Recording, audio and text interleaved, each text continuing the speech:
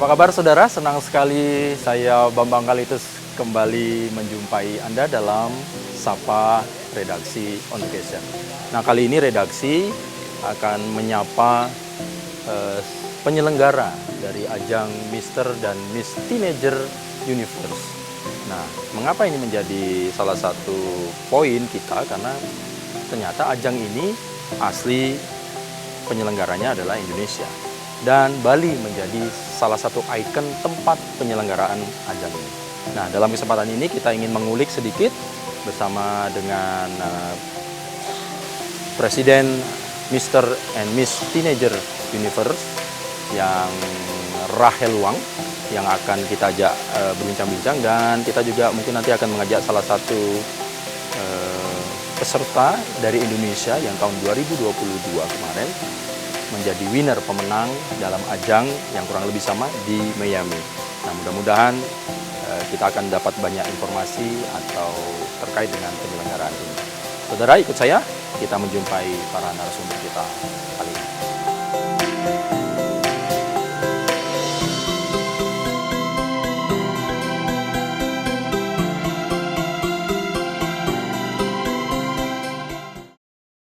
Seperti yang saya sampaikan di awal tadi, sekarang saya sudah menjumpai Presiden Mr. and Miss Teenager Universe, Rahel Wang.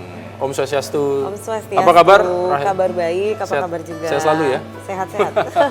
Luar biasa loh, jauh-jauh ke Bali ini. Nah, saudara, seperti yang disampaikan, jadi memang ini boleh dikatakan apa ya, ajang lah ya. Iya. Ajang yang skalanya internasional loh, nggak main-main ini Betul ya. sekali. Nah, tapi kita mungkin kita akan mengupas, menjelaskan sedikit perjalanan Rahel dari awal bagaimana akhirnya ajang ini dibuat gitu kan. Nah, mungkin kita share dari awal. Sebetulnya konsep Mr. and Miss Teenager Universe ini itu sudah sejak kapan sih mulai dilakukan? Seperti apa, Rahel, kalau bisa Sebelumnya, memang saya sangat aktif di bidang di dunia fashion ya. Kebetulan saya fashion designer. Lalu berjalannya waktu, saya sangat tertarik sekali dengan dunia beauty pageant. Nah, dari sini ketertarikan saya dan teman-teman sehingga kami membuat Miss Teenager Indonesia, ajang nasional. Lalu bersama dengan rekan saya sudah mengadakan Mr. Teen Indonesia, mungkin sudah edisi yang ke-10 ya. Nah, dari sini berawal cikal bakalnya kami membeli lisensi internasional. Nah, perjalanan dan experience kami di Teen Pageant Internasional ini mencetuskan ide.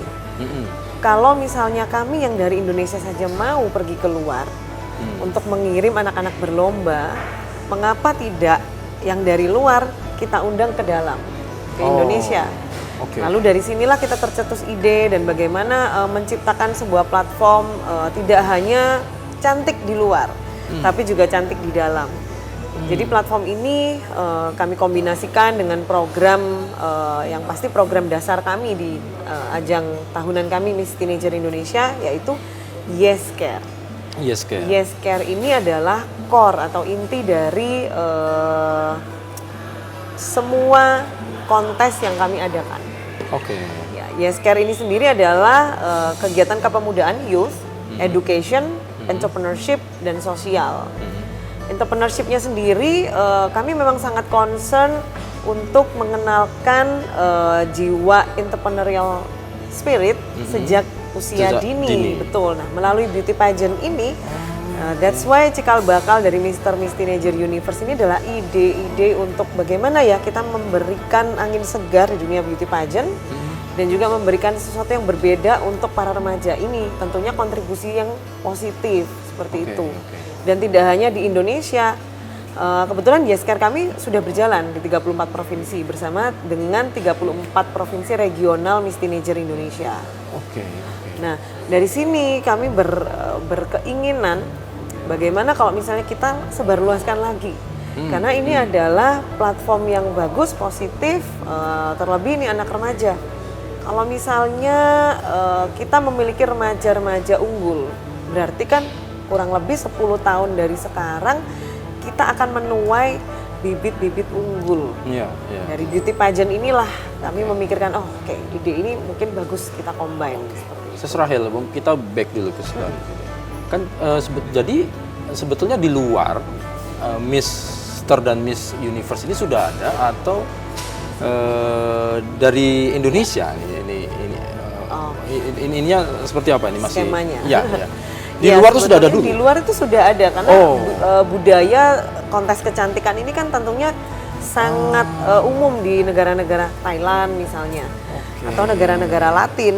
Nah, ini yang kami coba adaptasikan di Indonesia dengan menekankan adat ketimuran. Tetap kita di mana bumi dipijak, di situ langit dijunjung. Nah, dari sini kami berpikir bahwasanya kalau misalnya di luar negeri mereka bisa membuat beberapa brand kontes kecantikan, why not Indonesia tidak? Kenapa anak bangsa tidak? Akhirnya dari situ kami berkeinginan dan juga ya mengkonsep dan segala berjibaku lah ya di ide itu. Lalu tampillah ini Mr. Miss Teenager Universe ini. Oke, jadi kalau di luar namanya Mr. and Mrs. Teenager Universe itu hanya untuk Indonesia? Tercetus dari Indonesia? Kalau Tidak? itu ya di Indonesia. Oke, kalau yang di luar tadi namanya? Itu beda Macam-macam. Ya, macam-macam. Oh, jadi selama ini kita yang ikut mereka, kita yang mengantarkan ikut anak-anak ke mereka. sana. Betul sekali. Nah, sedangkan yang saya lihat adalah ada beberapa hal yang mungkin kita lebih kayak gitu. Jadi dari segi hospitality, dari segi budaya, dari segi program edukasi. Lagi menjelaskan lagi supaya tidak obvious. Jadi kalau secara dunia atau internasional tuh tidak apakah ada satu payung apa namanya yayasan atau apa yang memayungi itu seperti apa bedanya dengan misalnya Universe yang kita udah ada misalnya?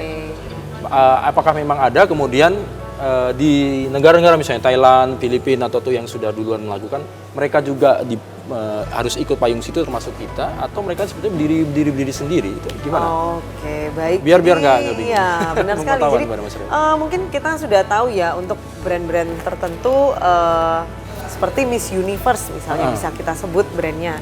Dia adalah pencetus atau penggagas pertama di dunia nih untuk dunia beauty pageant. Kalau di Indonesia mungkin ada Putri Indonesia.